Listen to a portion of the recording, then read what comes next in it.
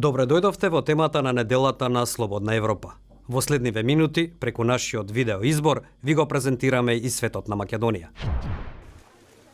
Легално тешко и легално уште потешко, за некои и обратното. Со ова се соочуваат бегалците од Сирија при нивното патешествие за добивање азил во некоја западноевропска земја. Од ова најголема полза имаат шверцерите на луѓе кои заработуваат врз маката на луѓето и врз нивниот сон за подобар живот. Грчката полиција деновиве соопшти дека било уапсена меѓународна криминална организација која шверцувала мигранти и бегалци преку Грција, едно од најголемите порти за нивен влез во Европската унија. Прецизирано е дека станува збор за десетина луѓе од Пакистан, Египет, Ирак и Сирија. Во нивните станови во Атина биле конфискувани стотици фалсификувани лични карти, пасоши и други документи. Шверцерите биле поделени во 6 групи кои им помагале на мигрантите да патуваат од Турција преку Грција, Македонија и Италија со авиони, автобуси и возови. Групата издавала фалсификувани документи за регистрација за азил на мигрантите кои пристигнувале на грчкиот остров Кос за околу $3.500. Стотици илјади мигранти и бегалци, главно од Сирија, Авганистан и Ирак, годинава од Турција преку Егејско море пристигнаа во Грција бегајќи од војните и сиромаштијата кои подолго време траат во Блискиот Исток и Африка.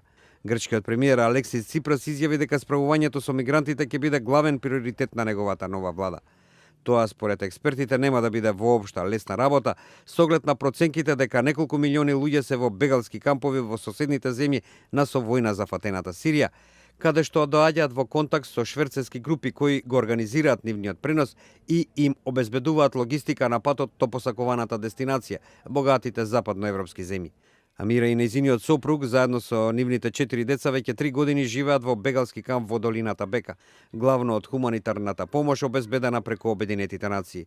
Откако разбрала дека стотици илјади бегалци заминале да бараат азил во Европа, Амира исто така ја разгледувала идејата да го стори тоа.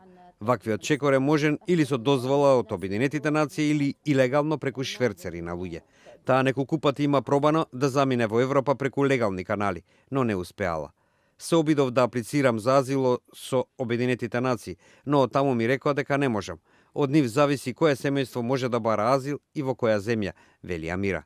Таа додава дека има многу рестрикции за оние семејства кои биле одбрани да бараат азил во Европа. Например, некои европски земји бараат прифатените бегалски семејства да не можат да ги донесат нивните роднини, а некои пак дури бараат оние што ќе добијат азил да не смеат да се вратат во Сирија.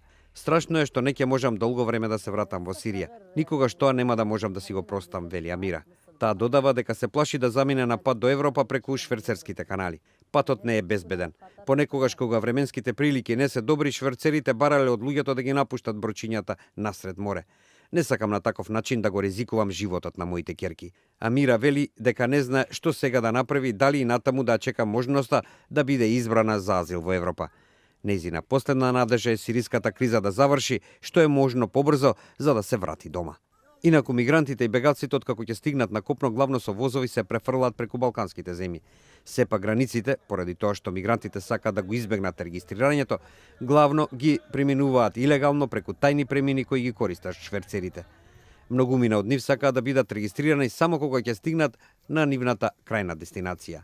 Во Германија има полициски контроли на патиштата во близина на границата со Австрија, но полицајците велат дека мигрантите добро биле запознати за нивното движење.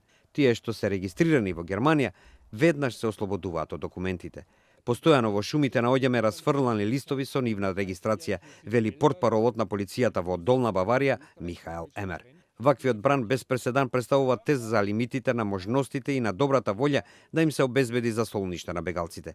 Во меѓувреме бандите за шверц на луѓе заработуваат на сметка на очајните кои се во потрага по мирен и безбеден живот. Тоа беше прилогот од студиото во Прага. Нашиот неделен видео избор го продолжуваме со информација и реакција на истата тема од Скопје. Пред донесувањето на законот за легализирање на транзитот на мигрантите, во Македонија цветаше бизнисот со криумчарењето луѓе.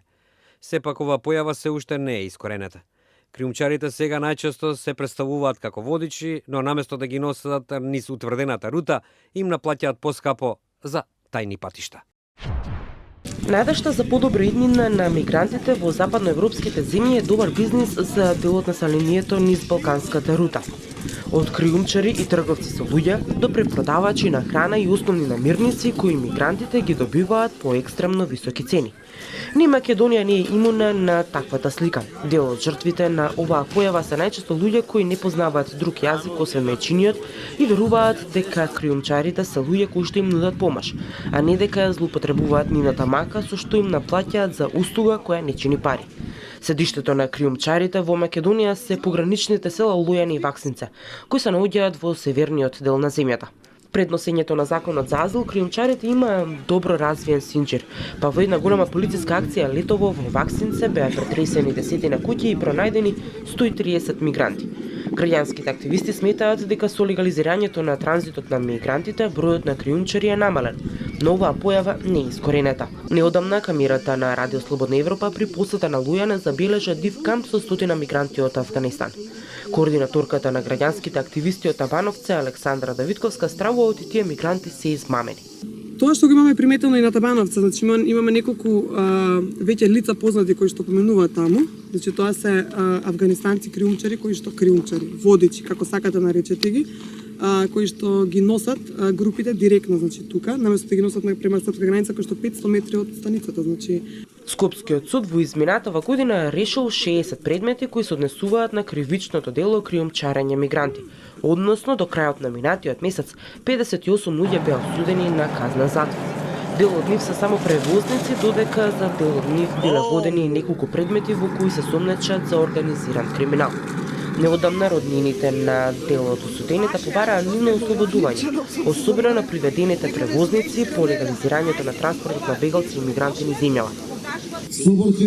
Би сакала да ми кажат кога државата го легализира законот, да им помогне на тие бегалци. Зошто нашите деца ни криви ни дужни, исто солидарно да помогнат да ги пренесат внатре во државата, не надвор од државата, да бидат осудени и казнувани по многу строги закони.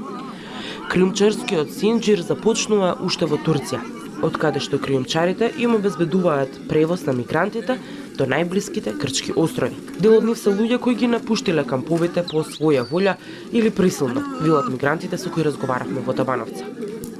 What the smugglers do. Тоа што го прават шверцерите е многу опасно. Јас за малку ќе паднев во водата, во преполниот брод, но некоја сила како да го одржа бродот на вода. Тие користат прекари како да не се вистински луѓе, испраќаат некој со лажно име, ги убедуваат луѓето за 5 минути, па после доаѓа друг.